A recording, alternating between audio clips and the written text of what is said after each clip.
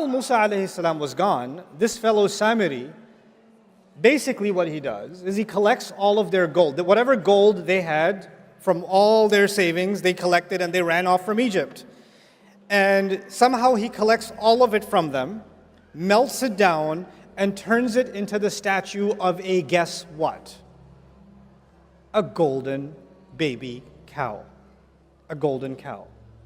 Which suggests a couple of things. One, it might suggest that they didn't have enough gold to build a cow, so they had to go with a baby cow. Right? So that might be one reason. Another reason might also be, if you study the ancient Egyptian religion, they would take the baby calf, bring it into the temple, put gold on it, and then put it in a special area where nobody will bother it until it grows up, because it's meant to be a godlike cow that was specially chosen. So he's like starting off with a baby cow. He's starting there. Now, this whole cow business, does it have anything to do with Islam, or does it have to do with the Egyptian religion? This is the Egyptian religion for thousands of years. And these Israelites lived as slaves and psychologically occupied for many generations under the Egyptians, yes? So all of a sudden he builds them this cow and he makes openings in it so when the wind blows it makes a mooing sound. And all of a sudden you find that many Israelites are now worshiping this cow. When I first read this story, I was confused. How? How do you just, hey, look what I made. Oh my God. Like, why would they just all of a sudden fall into worship of this thing? It's not an alien phenomenon to them. They've seen this kind of thing before. Where have they seen it? In Egypt, for generations. But they're Muslim. They're not pagans. They're not following the religion of Pharaoh. No, they're not following the religion of Pharaoh, but something happens in the conscience of believers and the conscience of minorities when they live under a powerful majority. You start thinking their roads are better, their clothes are better, their homes are better, their armies are better, their wealth is better, their religion and their philosophy and their way of life and everything they think important must also be what? Better. Which is why you can find Christmas trees in homes in Karachi. This is the reason.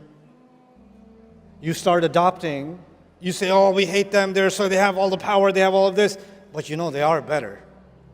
They are, and you start taking some of those values and you start mixing them in with your religion. And you say to yourself, well, I mean, if they became a superpower, obviously they were doing something right. And if they keep praying to these cows to protect them and to nourish them, clearly they got protected and they got nourished. So it's not like they're all wrong. Fine, I'm Muslim, but I mean, I don't want to take my chances. It can't be, it's not like I'm leaving Islam. It's just a little bit, it's shirk with a lowercase s. Right? It's not that bad. So they tell themselves that this is okay. Anyway, so as they do this, and they accept this cow for worship and all of that, Musa alayhi salam comes back and he's absolutely shocked, right? And the reason I wanted to share this story with you is two parts. One part of it is, why did Samiri do this? What got into him? Like, what was his agenda? We need to understand Samiri because he's important enough that Allah named him in the Quran. Like, that's a big deal. Most people don't get named. He got named. And the other side, I want you to understand what happened to the Israelites. Because again, these stories will live forever. Samiri. Let's start with Samiri. Musa alayhi salam comes back and asks him, after he's done yelling at them, he yells at his brother, he gets angry at his brother. We're not talking about that. We're talking about how did he deal with Samiri. Ma khatbuka ya Samiri? Hey, what's your deal, Samiri? What'd you do this for? Why did you do this? And he has the strangest answer. He said, قَبَضْتُ قَبْضَةً مِّنْ أَثَرِ الرَّسُولِ. He said something that I found very confusing. He said, I grabbed a handful of the footprint of the messenger. If I'm translating literally, I grabbed a handful of the footprint of the messenger. When I read that in the Quran, look, I'm an inquisitive person. I don't just say, oh, okay, and I move on. I say, what? Huh? What? Footprint, messenger? The messenger's all the way up. Did he follow Musa alayhi salam and grab some dust of his footprint? What's going on? Then you read the commentaries and you find many people commenting, many mufassirun commenting, that he somehow saw Jibreel alayhi salam on a horse.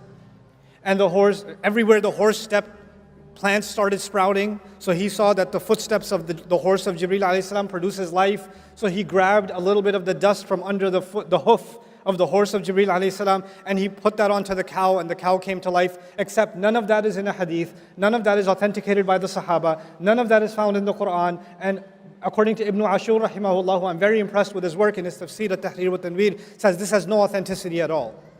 Even goes against the text of the Quran. So then what does it mean that I grabbed a piece of the footprint of the messenger? I'd like to offer an alternative understanding. You remember I said the word athar. Musa alayhi salam was with Allah. Allah said, why did you come so quickly? He said, they're right behind my footsteps. Remember footsteps? Hum ula'i ala athari. And it meant two things. It meant footprint. What else did it mean? That they're closely following me. Samiri sees an opportunity. These people, their Islam is not that strong. They don't really understand the revelation, but they're culturally still very attached to the dominant culture of the Egyptians. I can create a religion, an alternative religion that I'm not going to say it's not Islam. I'm not going to say it's shirk. I'm not going to say it's the religion of the pharaohs. I'm still going to call it Islam, but I will create a cult within them that are still impressed with the old ways, and that way I will have a handful of the kind of impact and following that is meant for the messenger. They will take me as a lesser kind of messenger. They won't officially call me a messenger, but they're going to follow me cult-like anyway. And so there is Islam given to prophets like Musa alayhi salam, and then there are cults that people like Samiri run by taking the gold of the people and giving them something they want, giving them something pagan. Of course, that never happened in Islamic history, ever, especially not in South Asia. Especially. The kind of cults that we create, in which we identify certain people as so connected and so they have connection with the ghaib and they have these powers and all of this. None of this stuff was Islam. None of this stuff. And Allah warned us this will happen with the story of Samiri. But it goes a step further. Allah Azza wa Jal told us in the Quran that when Musa alayhi salam was on the mountain, when he was on the mountain, Allah told Musa alayhi salam, by the way, even among your believers, even among the Muslims, سَأَصْرِفُ عَنْ آيَاتِي الَّذِينَ يَتَكَبَّرُونَ فِي الْأَرْضِ بِغَيْرِ الْحَقِّ. I'm going to turn away from my revelations those who are arrogant in the world, those who seek to be great themselves. What did Samiri want? He wanted a following. He wanted to make money off the people. He wanted to become the religious leader. He wanted to become the cult leader. He wanted power in the world. Allah says, people like that, I will turn them away from my ayat. And then all the others, why did they follow him?